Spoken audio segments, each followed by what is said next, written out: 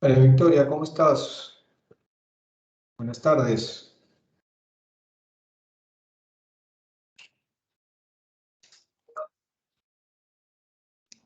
¿Qué tal, Victoria?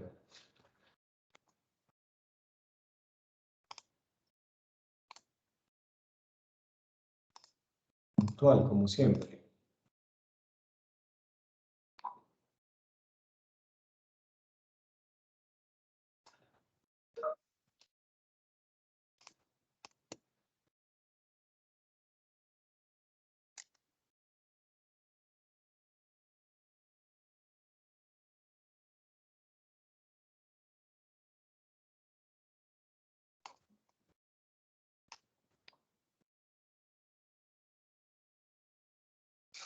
Sí.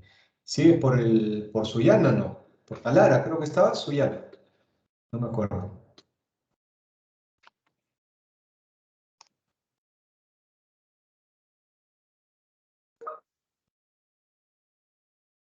Sullana, aprovecho. ¿Hasta cuándo te quedas por acá?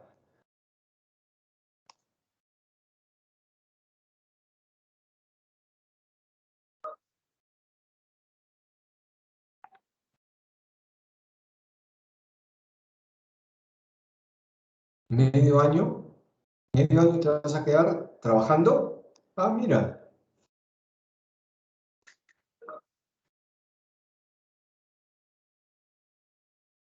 ¿Y tú tienes familia en Sullana?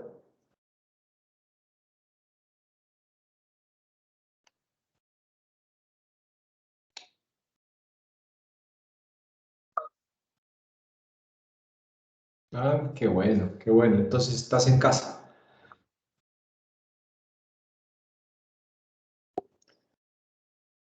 Has regresado a casa. Está bien.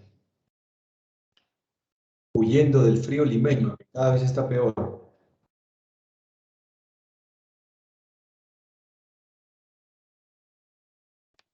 El frío y la humedad limeña, que cada vez está peor.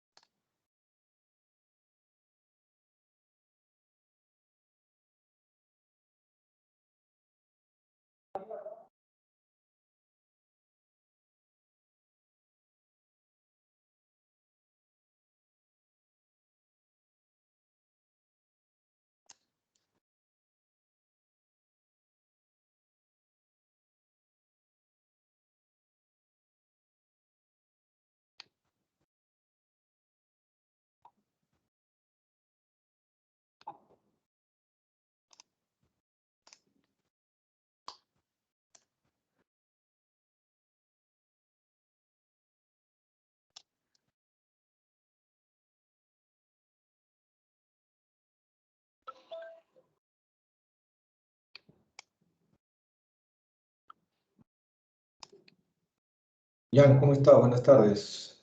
Buenas tardes, buenas noches.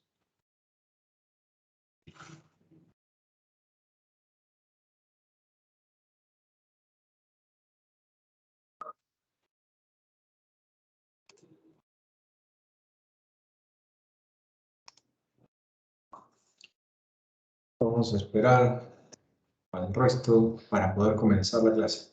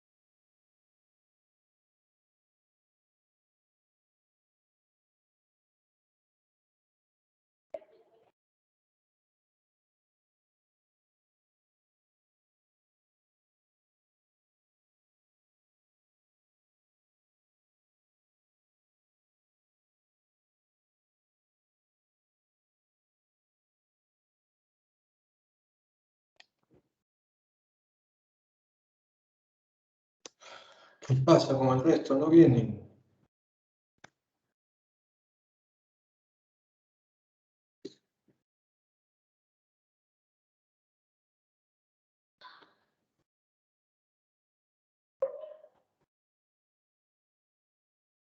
El gran Gilmar. Gilmar, ¿cómo estás?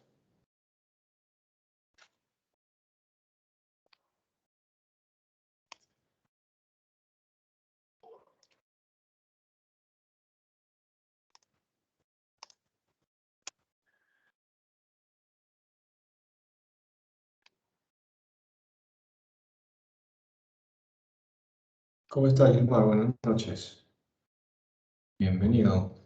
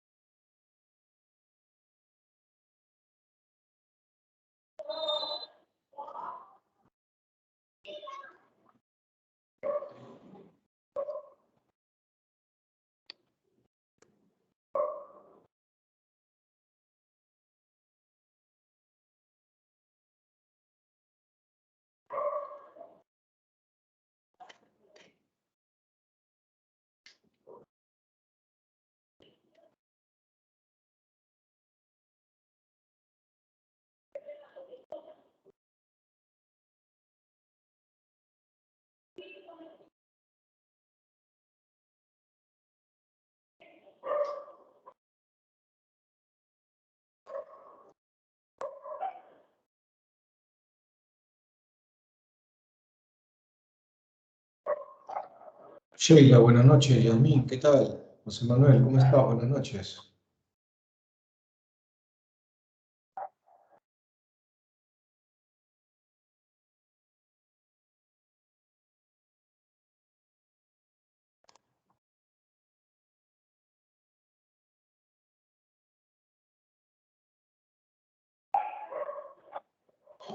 ¿Qué tal, Sheila? ¿Cómo estás?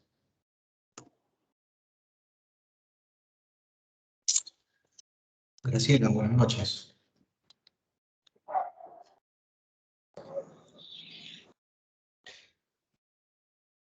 Buenas noches, profesor. ¿Qué tal?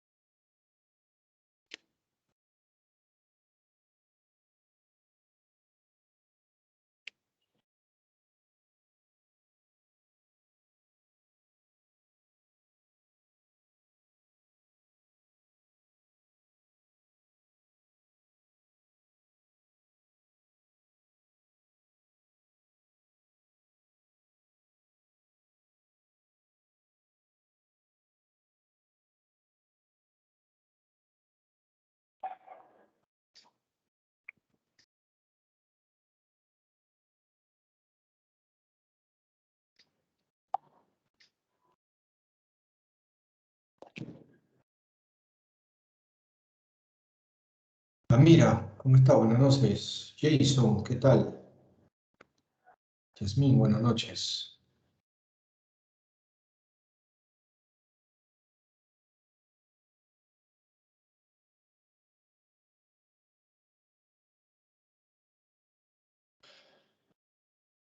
A ver, chicos. ¿Qué tal, Jason? Bienvenido.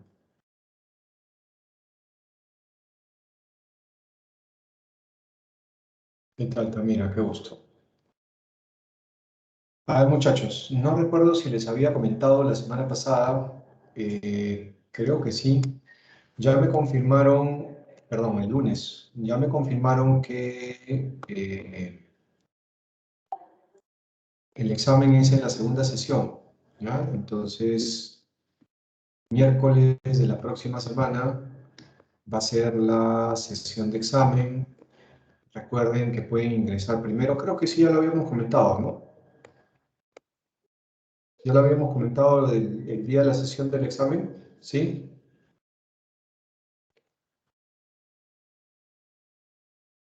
¿Sí o no?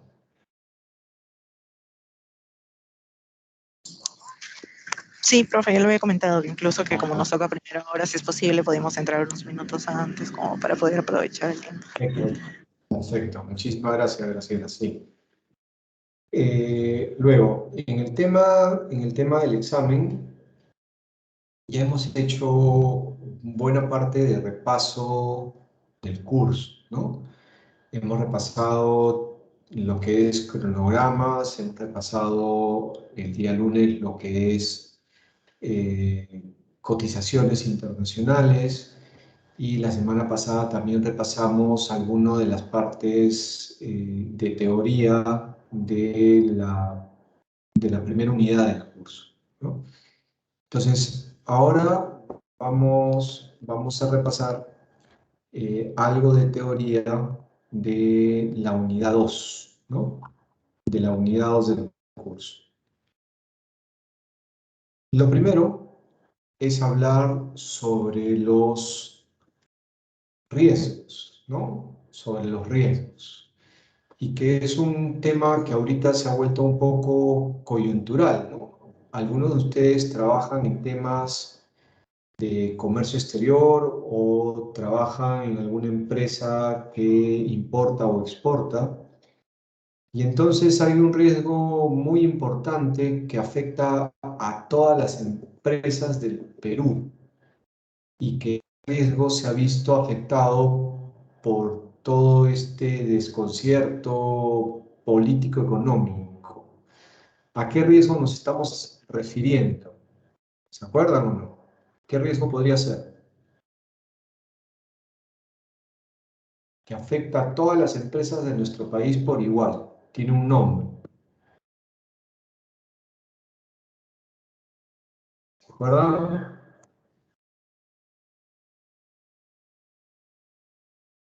Es un tema económico, político, sí, Gilmar, pero se le conoce como riesgo país, como riesgo país, ¿no? ¿Y qué entienden por riesgo país? ¿Quién me puede decir? ¿Qué es el riesgo país? ¿Se acuerdan de esa clase?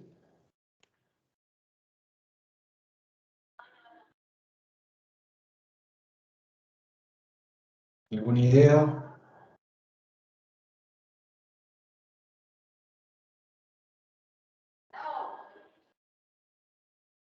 ¿Qué se les viene a la mente cuando escuchan riesgo país?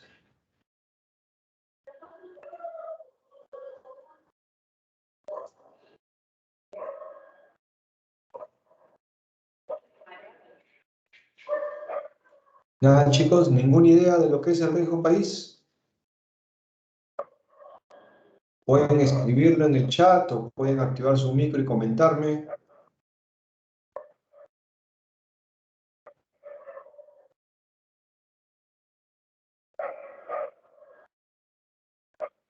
Nada, nada de nada. Ya, a ver. en vista que están tan participativos el día de hoy. El riesgo país no es otra cosa, sí, María Victoria, la evaluación del país, ¿no? Todos los países del mundo son evaluados política y económicamente, ¿no? Principalmente económicamente, ¿no? Porque al final la economía de un país se rige y se dirige a través de las políticas de Estado, ¿no? Por lo tanto, política y economía van de la mano, ¿correcto? Entonces, actualmente la economía del país, ¿cómo está? ¿Está bien? ¿Está mal? ¿Está estable? ¿Está en crisis? ¿Está en stand-by? ¿Cómo está la economía? ¿Qué han escuchado o qué perciben ustedes?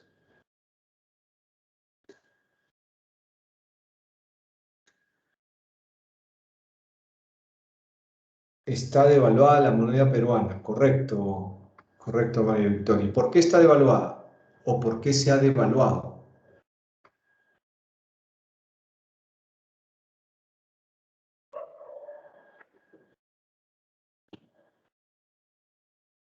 ¿Alguna idea?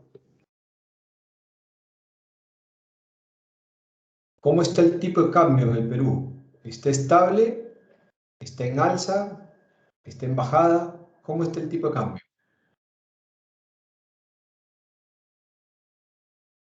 Inestable, correcto. Está subiendo, muy bien, muy bien. Entonces, ese tipo de cambio, al subir, está generando una devaluación de la moneda. Todavía no es algo crítico, todavía no es algo crítico que produzca una inflación importante, pero es algo para tener en cuenta, ¿no? ¿Qué opina de las comisiones para que el dólar pueda bajar? ¿Es más viable? ¿Es viable? ¿Qué comisiones, Jason? No he escuchado esa noticia o ese tema.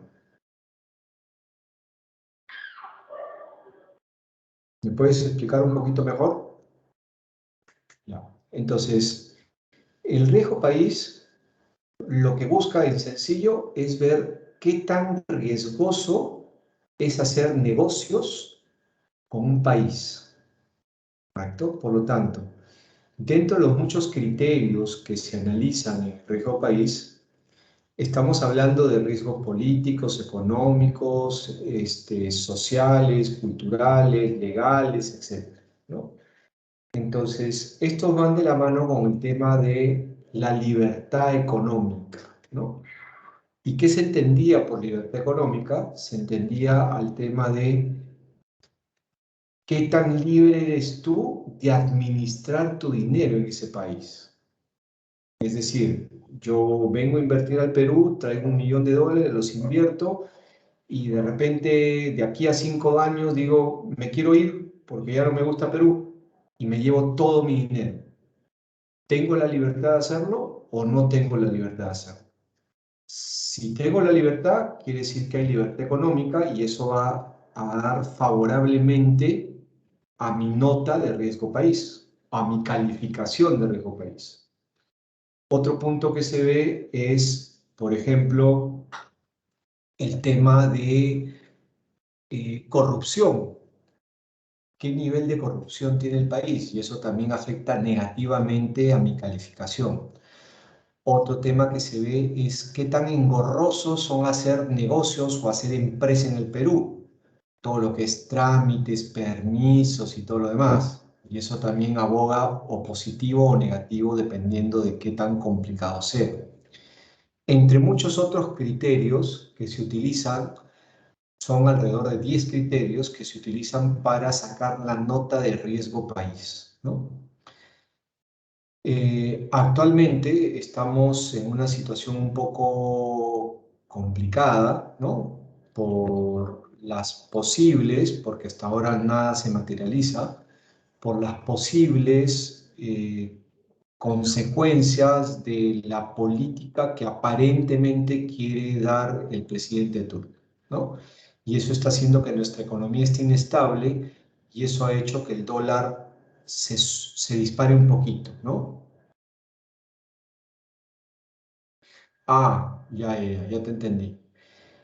Comisiones para que el dólar no suba de precio. Eso es una tontería desde mi punto de vista. Yo no soy economista, soy administrador de profesión, pero desde mi punto de vista es una tontería. ¿Por qué? Porque el tipo de cambio es como cualquier otro bien que se rige por la oferta y la demanda, ¿no? Por la oferta y la demanda. Por lo tanto, ¿por qué está subiendo el dólar? Porque con todas las noticias que hay en el Perú sobre lo que va a suceder de aquí en el futuro, la gente está nerviosa, la gente está preocupada. Y cuando uno está nervioso y preocupado, tiende a retirarse hacia lo que considera que es más seguro, que lo va a proteger, ¿no? Que lo va a resguardar en el futuro que es incierto. Entonces, ¿qué están haciendo las personas? Esos ahorros que tenían, los están convirtiendo en dólares para poder tener una moneda que es mucho más estable y que es mucho menos posible que se devalúe como se ha devaluado el sol. Consecuencia, a mayor demanda, el precio sube. Variable económica de, de cajón y que cualquier economista la sabe, ¿no? Ni siquiera economista profesional, estudiante de economía. A mayor demanda, el precio sube. Por lo tanto, el precio va a seguir subiendo si el gobierno sigue anunciando cosas que en lugar de dar tranquilidad, preocupen a la gente, ¿correcto? Por otro lado, las mismas empresas extranjeras sobre todo, que invertían en el Perú, con todo este panorama incierto, ¿qué están haciendo? Están aguantando sus inversiones y normalmente sus inversiones son en dólares, por lo tanto, hay menos dólares circulando en nuestra economía, ¿no? Y entonces, nuevamente, regla de economía básica, cuando hay poca oferta, ¿no? De un producto, ¿no? Y hay mucha demanda, ¿qué sucede? El precio sube, ¿no? Entonces, ¿qué van a hacer estas comisiones? Nada, absolutamente nada. No van a poder hacer, desde mi humilde punto de vista, nada por el dólar. ¿Quién es el único que puede intervenir, como lo ha venido haciendo, para que el precio del dólar no se dispare? Es el BCR. ¿Y cómo lo hace? Saliendo al mercado a vender dólares, ¿no? Entonces el precio está subiendo, sale el BCR y vende dólares, con lo cual inyecta una burrada de dólares en el mercado, exceso de oferta de dólares, con lo cual el precio se estabiliza y se detiene en un importe, ¿no? En un tipo de cambio específico. Cuando el precio del dólar comienza a bajar, ¿qué hace el Estado? Entra de frente al mercado y comienza a comprar dólares como loco para que nuevamente se frene esa caída del tipo de cambio, ¿no? Entonces, esa es la única manera como puedes tú controlar el dólar, comprando y vendiendo. No hay otra, ¿no? La otra, ¿cuál podría ser? Que el gobierno dé sus reglas claras, precisas, y que sea un gobierno que esté en favor, pues, del libre mercado, en favor de una economía sana, etcétera, etcétera, etcétera, etcétera, ¿no? Para no entrar en temas políticos. No sé si con eso respondí tu pregunta, Jason. ¿Sí?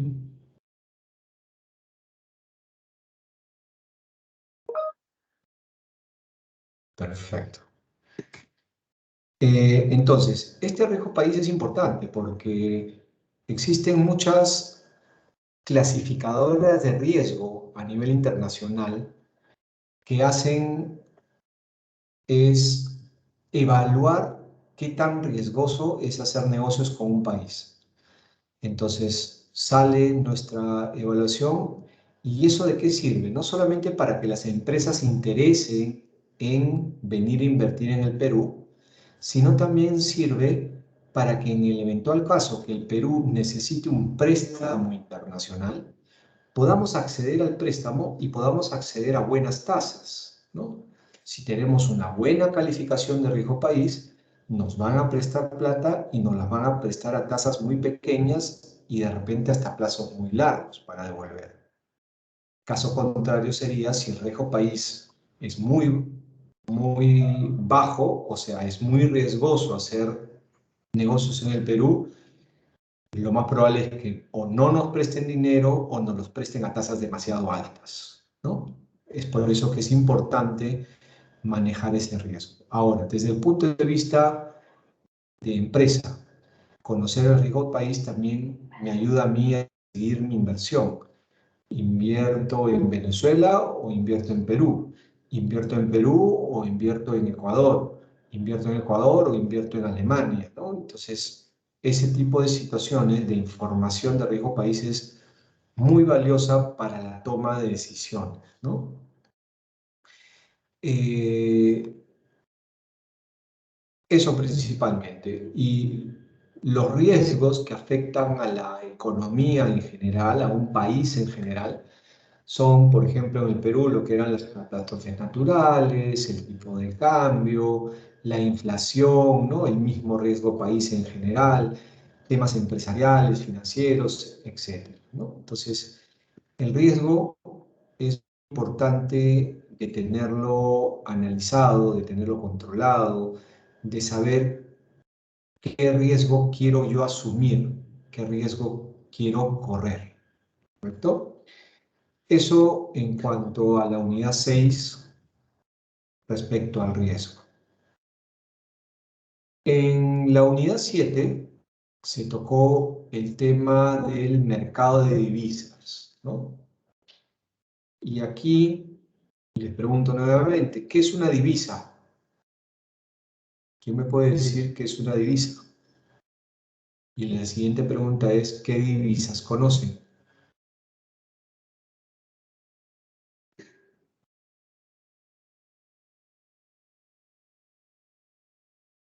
A ver, chicos, ¿qué es una divisa?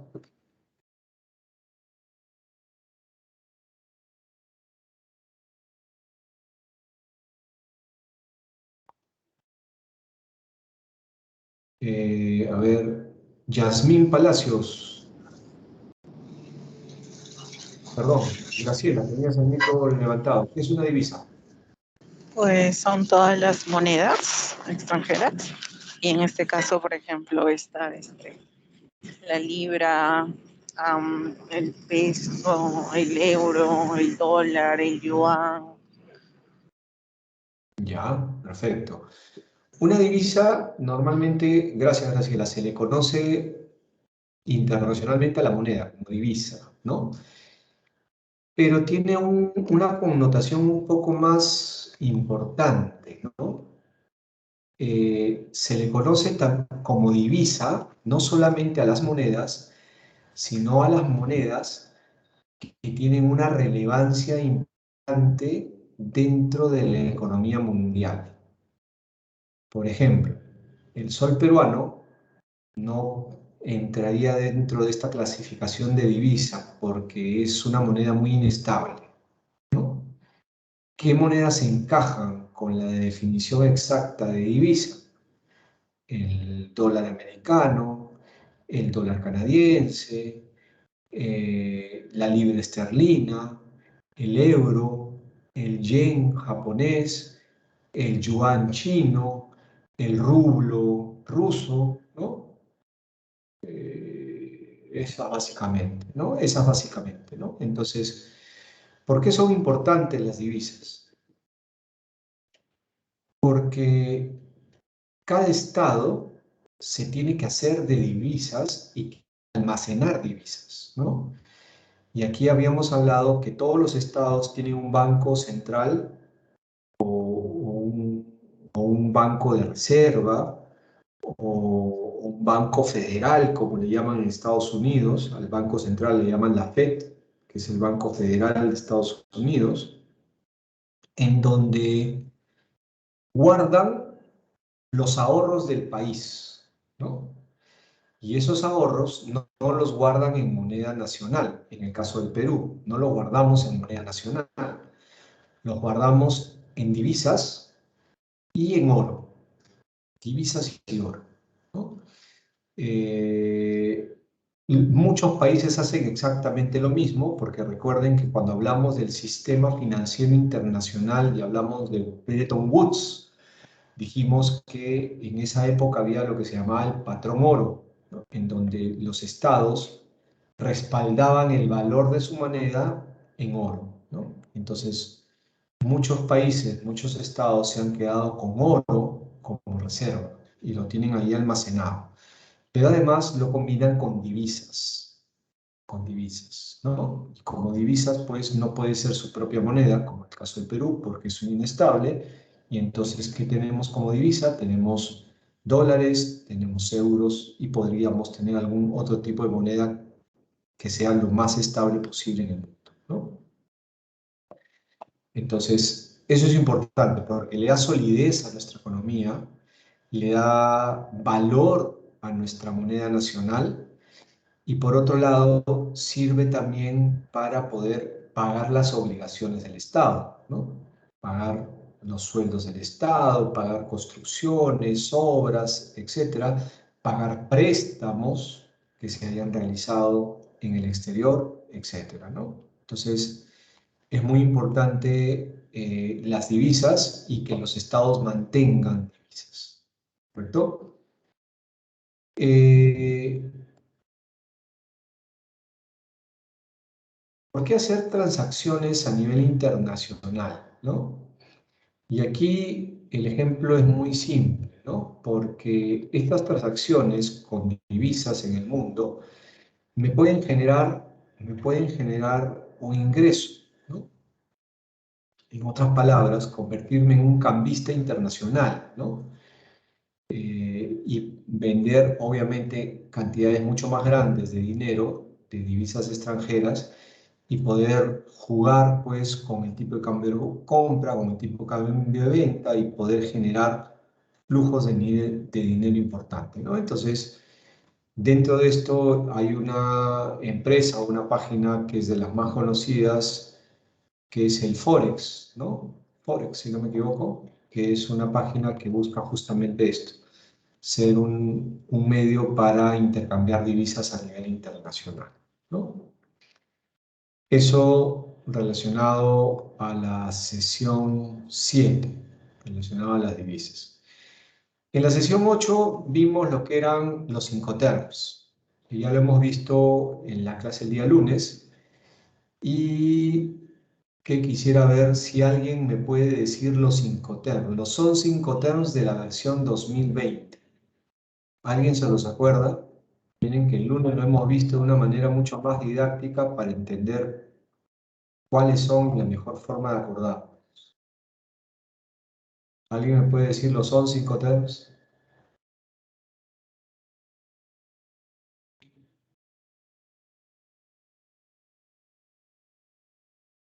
¿Cuál es el Incoterm que es el más fácil para el importador?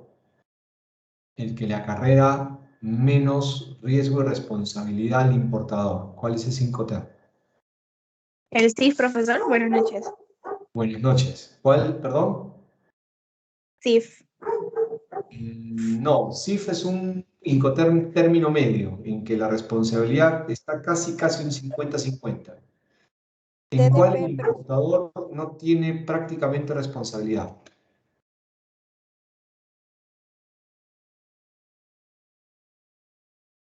el DDP, profesor.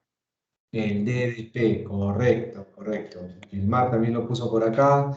Ana Cristina puso DAP. Ahí en el DAP el exportador tiene algo de responsabilidad.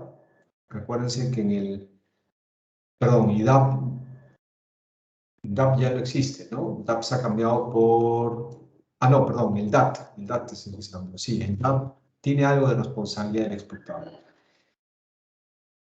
Otra pregunta, ¿cuál es el Incoterm en donde el exportador tiene la mayor responsabilidad sobre la operación de comercio exterior?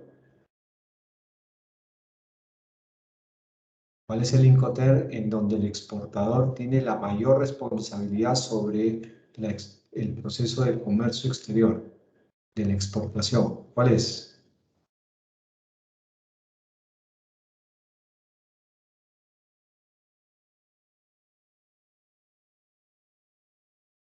La mayor responsabilidad.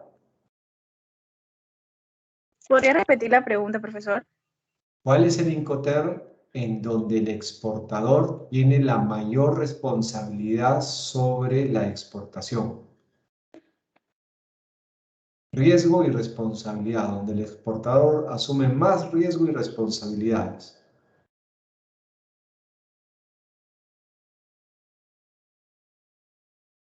No es ex-work, no es FOB. Exacto, Cristina. DDP, ¿no? Lo único que he hecho es preguntarle exactamente lo mismo, solo que desde el otro lado, ¿no? En la primera pregunta fue ¿dónde el importador tiene menor riesgo y responsabilidad? DDP. Y si lo invierto es ¿en dónde el exportador tiene mayor riesgo y responsabilidad? DDP. Igual. ¿Correcto? ¿Cuáles son los 4 Incoterms marítimos? ¿Cuáles son los 4 Incoterms marítimos?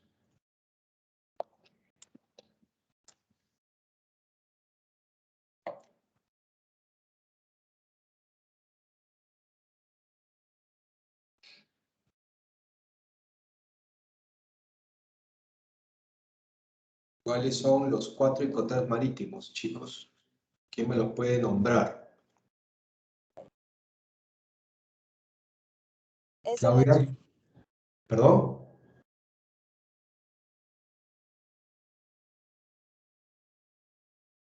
¿Quién iba a participar? Ruth, activaste, perdón, Ana Cristina, activaste tu micro. Sí, profesores, FAS, FOB, CFR y CIF. FAS, FOB, CFR y CIF. Perfecto, muy bien, Ana Cristina, gracias. FOB, CIF, CFR y CIF. Ah, repetiste CIF 2 veces, Gilmar. Ahí te ha faltado el FAS. El FAS. ¿Cuáles son los términos que generalmente representan actividades en el país de destino? ¿Cuáles son los 3 Incoterms que representan desarrollar actividades en el país de destino?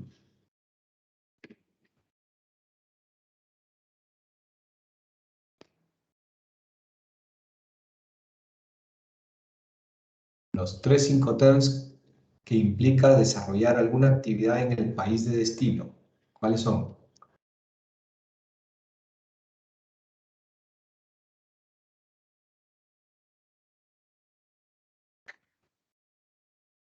¿Nadie?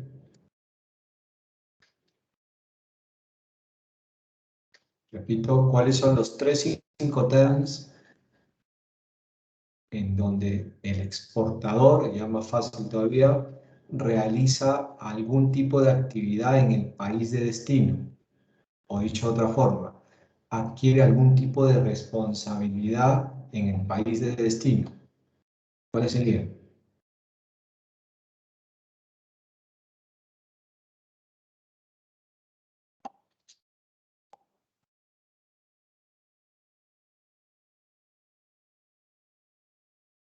¿Nadie? Son los 3 últimos Incoterms. El DAP, el DPU y el DDP, ¿no? Esos son los 3 Incoterms en donde el exportador asume riesgo o responsabilidad en el país de destino, ¿no? DAP, DPU y DDP. ¿Sí? Profesor, una consulta. Sí, ¿Cuál fue el Incoterm que se cambió por el DPU? el DAT. Ah, el DAT. El Sí. otro es DAP, ¿no? ¿Perdón? El otro que queda, o sea, antes de ese es el DAP, con P. Sí, O sea, correcto. DAP de P. Ujú. Ah, ya, Sí. profesor. Gracias. Y justo lo estoy poniendo en el chat. El DAT, Delivery at Terminal, se cambió por el DPU, Delivery Duty and Pay, ¿no? Y el DAP quedó, que es Delivery at Place, y el DDP también quedó, que es Delivery Duty Pay, ¿no? Derechos pagados.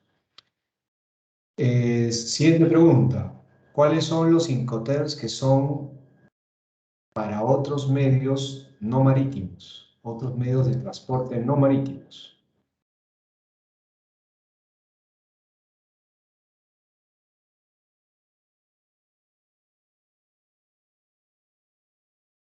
¿Cuáles son los Incoterms que son para medios de transporte no marítimos?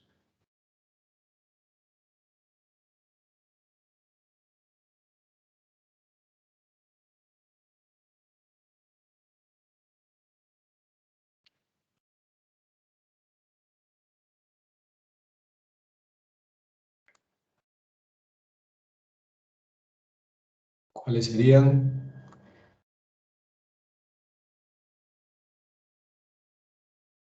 Incoterms para medios de transporte no marítimos. Debra. Buenas noches, Debra. ¿Sabes la respuesta?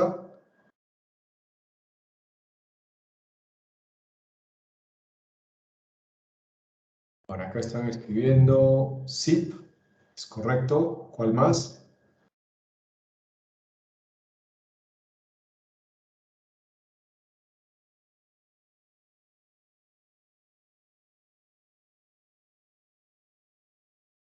¿Cuál más sería? Sería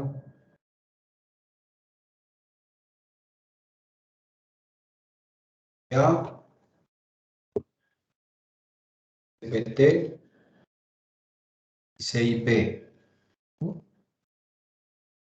FAS no, FAS es marítimo, ¿no?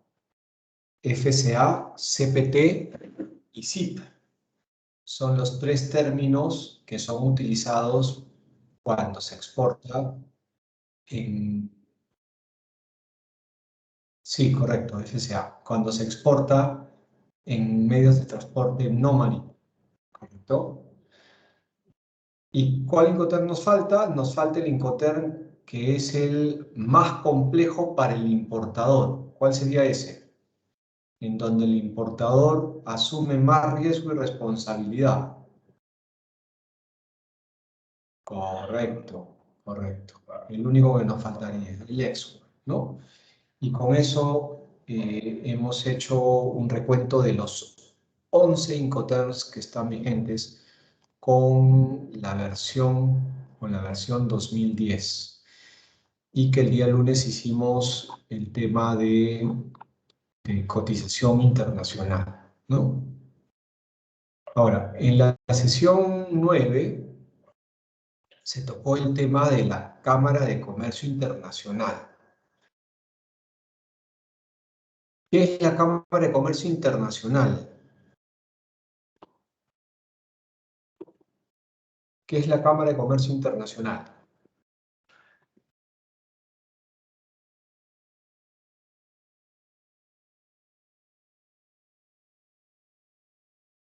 Ángelo,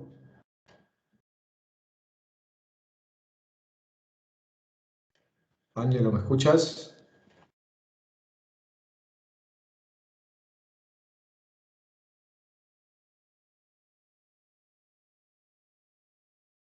No está disponible, Ángelo. A ver, por aquí. Anet. Anet, buenas noches. ¿Qué es para ti o para qué sirve o qué ha hecho la Cámara de Comercio Internacional?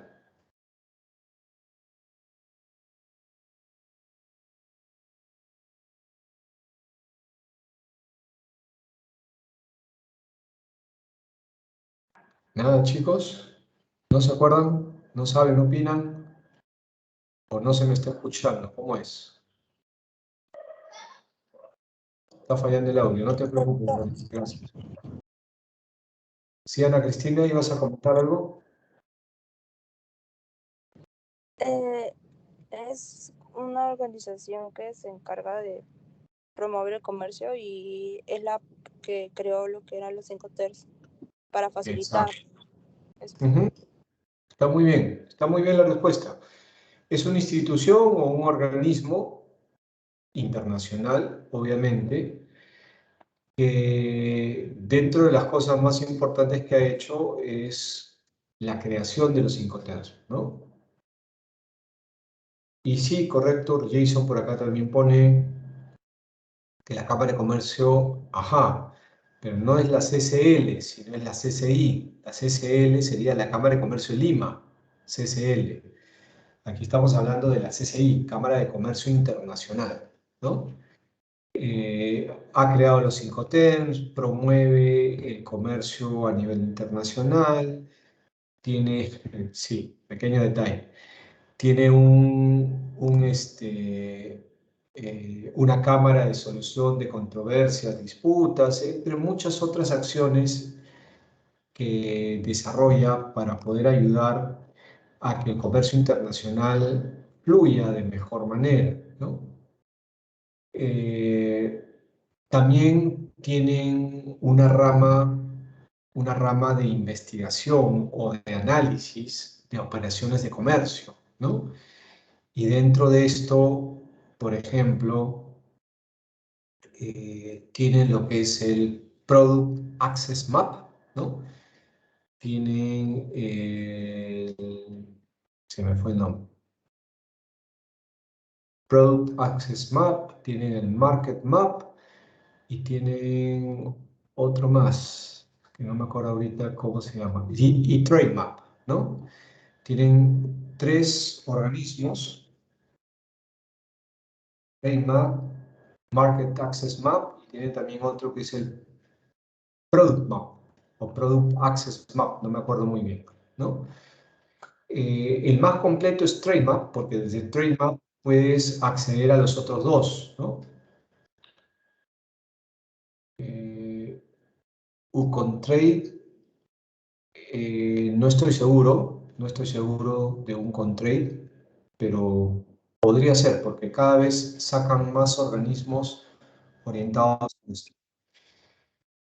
Y han sacado una herramienta última que es para evaluar oportunidades de mercado. Es una herramienta muy, pero muy interesante, con muchísima información de mercado y que realmente da información muy actualizada sobre exportaciones, importaciones, sobre toda la estructura económica de un país que nos puede ayudar pues justamente a eso, a tomar decisiones sobre ir a mercado, ¿no? Entonces, esta institución, la Cámara de Comercio, realmente busca apoyar, influir, fomentar, ¿no?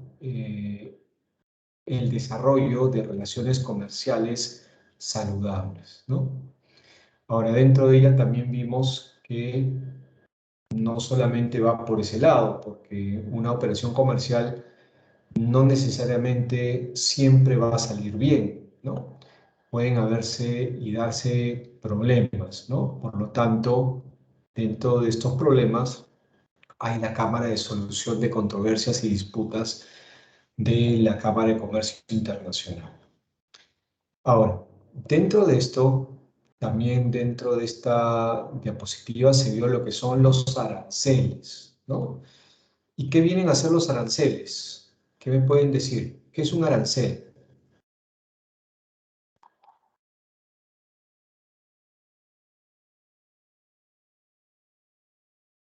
¿Qué es un arancel?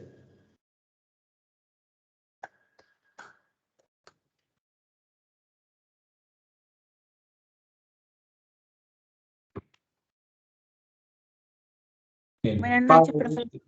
Sí, Kiara, dime.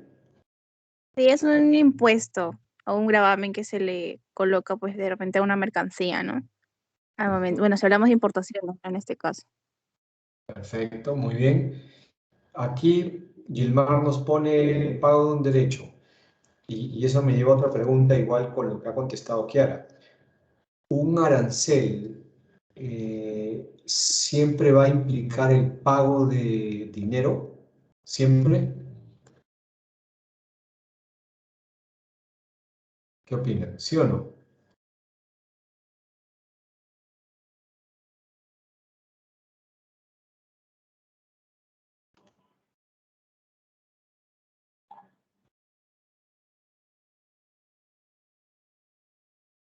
Ajá, no siempre porque no hay escala.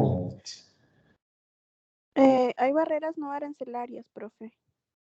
Así es, así es. Hay barreras no arancelarias, ¿no? O si lo queremos ver desde el punto de vista arancel, dentro de la escala arancelaria que tiene el Perú, ¿cuál es? ¿Cuáles son las escalas arancelarias que tiene el Perú? ¿Se acuerdan? ¿Con qué porcentaje arancelario comienza? Así es, 0,46, ¿no? Entonces, existe el arancel cero. Por lo tanto, no necesariamente un arancel implica una salida de dinero. Ahora, respecto a las restricciones al comercio, existen las restricciones arancelarias, que implica una salida de dinero, y las no arancelarias, que puede ser una salida no monetaria de dinero, pero sí un bloqueo a una operación de comercio. Dentro de las no arancelarias tenemos, por ejemplo, lo que son las certificaciones o los permisos, o si entramos a algo. Miren, hay muchos autores que hablan de arancelarias, pararancelarias y barreras no arancelarias, ¿no? Pero hay mucha confusión entre lo que es paraarancelario con lo no arancelario. Por lo tanto, desde mi humilde punto de vista, yo me la hago más fácil. Arancelario y no arancelario. Y por no arancelario pongo todas las que no implican pago de dinero. Y no me complico la vida de saber si es paraarancelario, arancelario, no arancelario. O sea, eso dejémoslo después para la teoría, pero en realidad lo que nos interesa más es la práctica, ¿no? Entonces, yo lo veo así. No sé si les parece apropiado, si les cuadra mi forma de ver las cosas, pero para mí me es mucho más simple manejarlo de esa forma, ¿no? Decía, dentro de lo que es estas barreras no arancelarias, tenemos, por ejemplo, también lo que son las cuotas, ¿no? Las cuotas de importación, ¿no? Que me ayudan a bloquear el acceso a mi país de productos extranjeros, siempre y cuando estas importaciones o este ingreso de productos extranjeros estén dañando la economía nacional, ¿no? Entonces, por ejemplo, aquí en Piura y en el norte hay una altísima producción de banano orgánico, pero resulta que Ecuador nos está invadiendo con importación de banano orgánico. ¿El Perú podría ponerle una cuota de importación? Sí, sí podría, pero tiene que demostrar que esas importaciones de banano orgánico de Ecuador están dañando nuestra industria de banano orgánico peruana. ¿Por qué? Porque si las pone simplemente porque se le ocurrió, Ecuador va a poner una queja internacional, en este caso se la podría colocar a la comunidad andina, porque somos miembros de este grupo de integración económica. La comunidad andina evaluará si el Perú aplicó esta medida de manera correcta o incorrecta y determinará si procede o no procede el reclamo. Si procede el reclamo de Ecuador, Perú tendría que suspender la cuota de importación y lo más probable es resarcir de alguna manera a Ecuador por estas pérdidas de negocios a nivel internacional, ¿no? Luego también tenemos lo que es el dumping, o mejor dicho, las medidas anti-dumping, ¿no? Porque el dumping es operación comercial desleal, ¿no? Ese es el dumping, una operación comercial desleal. Y ante esa situación, un país puede poner también medidas anti-dumping, o sea, anti el comercio desleal. Nuevamente, al igual que la otra, tiene que estar probado y comprobado, ¿no? Por ejemplo, en el Perú siempre hemos escuchado de los productos chinos que entran haciendo dumping al mercado peruano. ¿Es así? Es algo que escuchamos muchísimas veces y lo escuchamos mañana, tarde y noche y lo escuchamos cada cierto tiempo. Yo, para que vean qué tan antiguo es este comentario, que yo desde que estaba estudiando en Lima, en el Instituto Superior de Comercio Exterior de la Asociación de Exportadores, cuando estaba en mis últimos ciclos, escuchaba de esto del dumping de productos chinos, ¿no? O sea, es algo de nunca acabar, es algo que siempre ha estado, pero si nos ponemos a revisar en Indecopi todos estos pedidos de poner medidas antidumping a productos chinos, muy pocas prosperan. ¿Por qué? Porque no se daña la industria nacional, ¿no? No hay un daño comprobado de la industria nacional y no hay una comprobación real de que la empresa china esté ingresando haciendo dumping, ¿no? Entonces, al no poderse comprobar o al comprobarse que no sucede y al comprobarse que no está dañando a nuestra industria, normalmente los productos textiles chinos, que es lo que más se quejan, ingresan al territorio nacional de manera correcta, sin ningún problema, ¿no? Entonces, aquí la clave es probar y comprobar, ¿sí?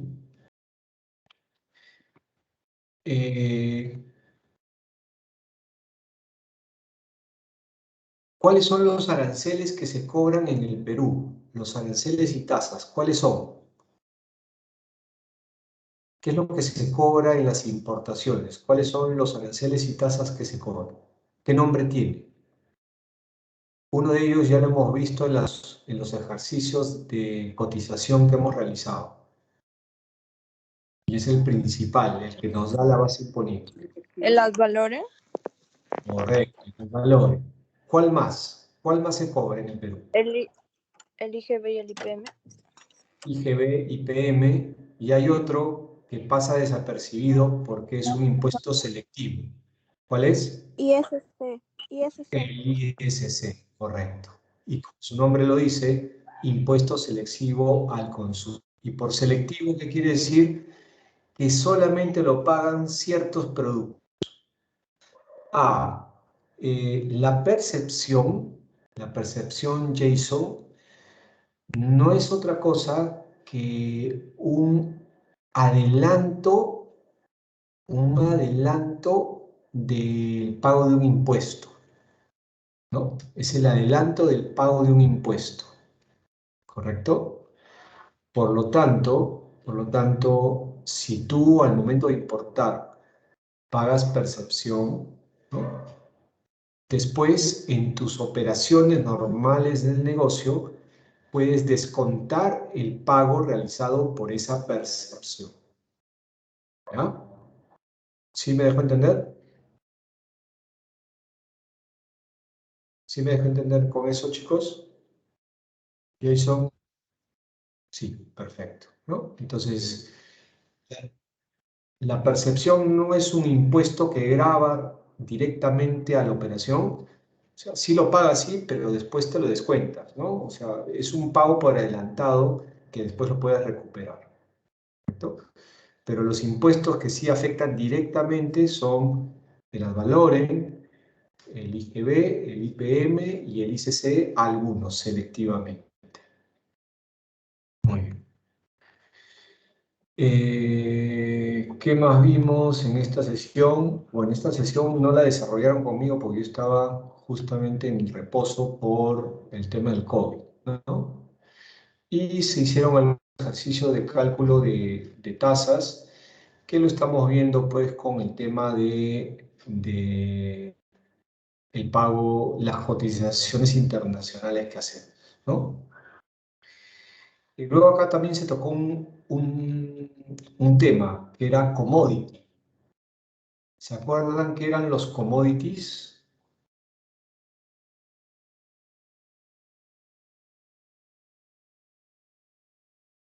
¿Se acuerdan qué era un commodity?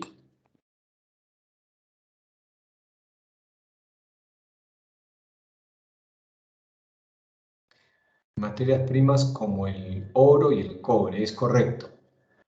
Es correcto, son ese tipo de materias primas, ¿no? ¿Y qué característica especial tienen estos productos commodity?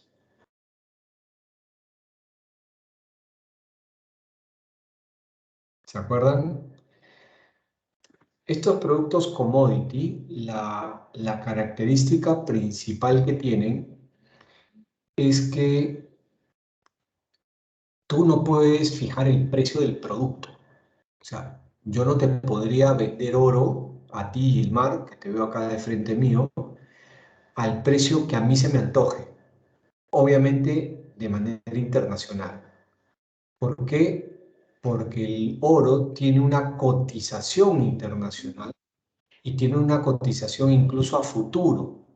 Yo podría pactar contigo, más bien Gilmar, venderte, no sé, 100 toneladas de oro de aquí a 5 años y ya voy a tener un precio fijado para el oro de aquí a 5 años, ¿no? Entonces, los commodities, sí, correcto, dependen de factores externos y principalmente el tema es que tienen precios fijos, ya establecidos, ¿no? ¿Es delito? ¿Qué es delito, Gilmar?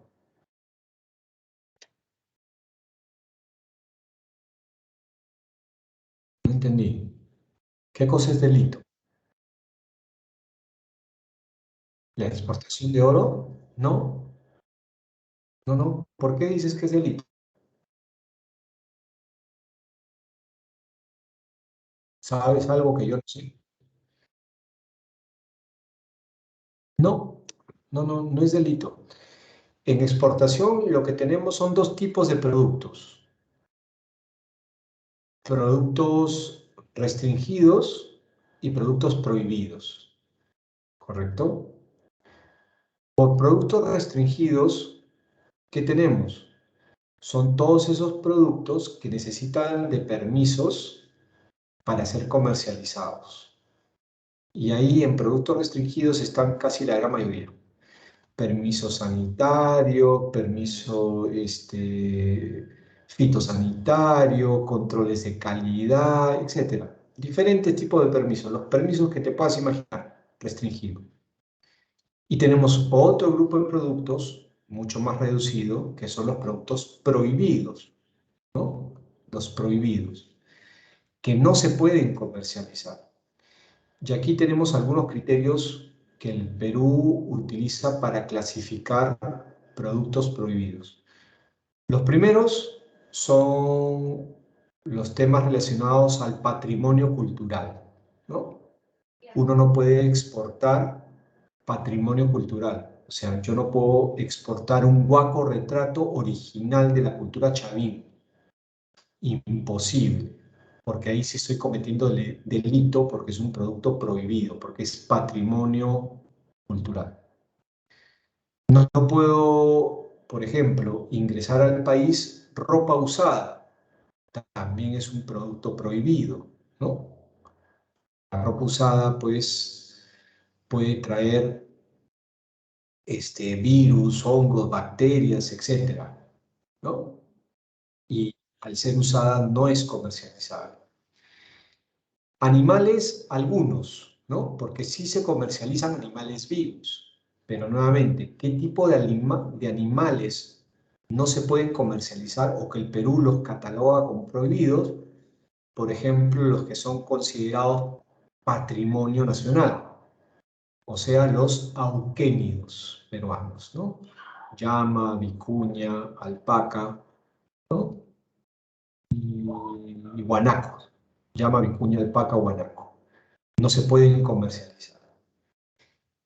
¿Qué otros productos que me acuerde? Bueno, es una lista. habría que entrar a la página de PROPERÚ o de CISEX o de la SUNAT y descargar la lista de productos prohibidos. Es una lista no muy larga, pero hay una serie de productos que no son posible comercializar, porque sí, ahí sí estaríamos incurriendo en un delito. ¿Ya? No sé si hacia eso va la respuesta a lo que me habías preguntado, si era delito o no exportar oro. ¿Qué más vimos por acá? Ya, dentro de los commodities teníamos algunos productos que eran considerados commodities.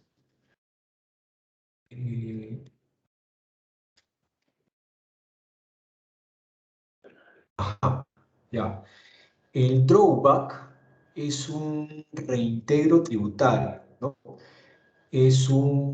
Está dentro de los regímenes aduaneros, hay un régimen especial que se llama drawback, y que lo que hace permite la devolución de impuestos de productos importados que han sido utilizados dentro como parte, pieza o transformados dentro de un proceso de un producto que ha sido exportado.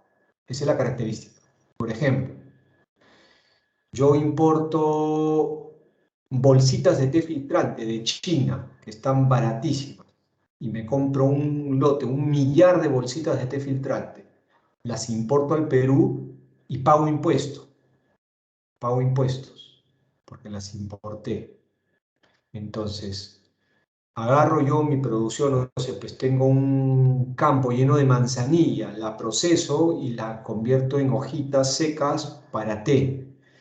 Las meto en las bolsitas de té filtrante importadas de China, las pongo en cajitas de cartón que, digamos, fueron producción nacional y las exporto a Estados Unidos y exporto una cajita de, para decir para que se entienda, una cajita con 25 unidades de té a Estados Unidos.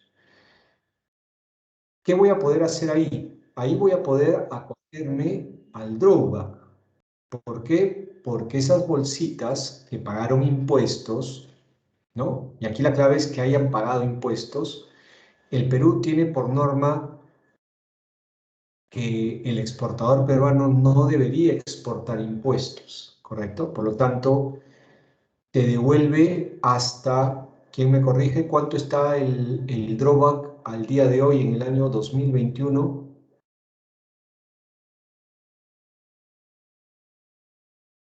Ya, si tú importas libre de pago de arancel, no te puedes acoger al drawback. O sea, si tú has ingresado la importación bajo algún régimen especial en donde evitaste el pago de impuestos o suspendiste, mejor dicho, el pago de impuestos, tú lo que podrías hacer es ingresar ese producto, convertirlo en un producto de exportación, exportarlo, ¿y qué te va a pedir la aduana? La aduana te va a pedir primero que regularices el pago de impuesto de ese producto, ¿no? Regularizas el pago del impuesto de porción que utilizaste para exportar. Digamos, ingresaste 1.000 unidades de algo y de esas 1.000 utilizaste 100 para exportación. Entonces tú informas a la SUNAT que de esa importación con un régimen temporal has utilizado una porción de producto que se ha ido en una exportación, la aduana te hará el cálculo del pago de impuestos de esas 100 unidades y después tú podrás solicitar el drawback por el 3% de qué valor. ¿El 3% de qué valor?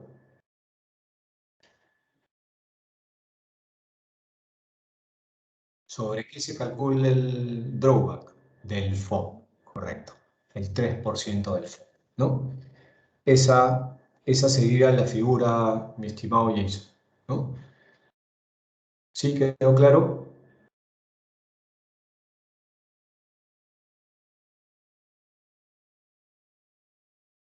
¿Quedó claro, chicos? Jason. Perfecto, perfecto.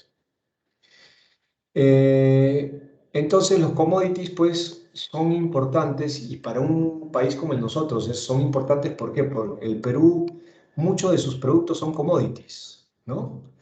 Por ejemplo, en energía tenemos el petróleo, el crudo, los derivados de petróleo, el gas, algo que exporta el Perú. En metales tenemos el oro, la plata, el cobre, principales metales que exporta el Perú.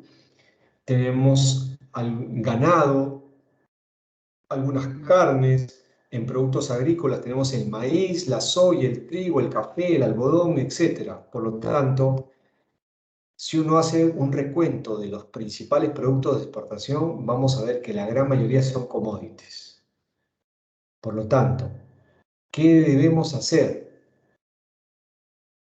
Industrializar nuestra producción. Entonces, ya no vender cobre, sino vender varillas de cobre. Y al haber transformado el cobre en varilla, deja de ser un commodity. En lugar de exportar algodón, polos de algodón, hilos, deja de ser un commodity y por lo tanto podemos nosotros negociar el precio. Y así, poder transformar, ¿no? O sea, y esa es la clave para convertirnos en un país desarrollado, que hayan industrias de transformación, no solamente industrias de extracción, sino transformación. Y con eso nos vamos, si lo lográramos desarrollar, vamos a ir poco a poco saliendo de estas eternas de ser un país en vías de desarrollo y convertirnos en un país desarrollado. ¿Correcto? En la sesión 10 de esa unidad se vio algunas fuentes de financiamiento y se catalogó en fuentes de financiamiento interno y fuentes de financiamiento externo, ¿no? Pero estas fuentes de financiamiento son fuentes de financiamiento meramente contables, ¿no? Como por ejemplo las provisiones, las amortizaciones, las ventas de activos, ¿no? Que me pueden a mí como empresa darme la garantía o seguridad de, con la provisión, de separar un dinero, tenerlo guardadito por si acaso, lo estoy provisionando. La amortización, por ejemplo, cuando utilizo el dinero para prepagar obligaciones a futuro. La venta de activos, cuando tengo una maquinaria que ya no la uso y en lugar de que se malogre, la vendo y con eso tengo dinero, ¿no? Tipos de financiamiento interno. Y dentro de los financiamientos externos, a ver, ahí. Dentro de los financiamientos externos se hablaba de muchos otros, como los préstamos, obviamente, las líneas de crédito que nos puede dar alguna institución financiera, el leasing, ¿no? Los aportes de socios nuevos a una organización, los pagarés, ¿no? Hacer algún tipo de joint venture, ¿no? Hacer algún tipo de sociedad con otra empresa, ¿no? Etcétera. Diferentes tipos de medios en los que yo me puedo financiar a través de contratos o formas de contratos o formas de separar dinero para acciones futuras, ¿no? Entonces, con eso, con esa breve explicación, cerramos todos los temas vistos en la unidad 2 del curso. Nuevamente, ya hemos visto los temas de la unidad 1, acabamos de ver los temas de la unidad 2, hemos repasado ejercicios de financiamiento, repasado ejercicios de cotización y el próximo lunes vamos a tener el último repaso, que vamos a hablar de los temas de la unidad 3, que nos van a ayudar también, o nos van a ayudar a ustedes a estar mejor preparados para enfrentarse a la evaluación final del curso, que va a ser el próximo miércoles. ¿Alguna consulta, chicos? ¿Alguna consulta sobre algún tema en específico? ¿Quieren que el día lunes le dedique más tiempo a algún tema específico para ayudarlos en el repaso?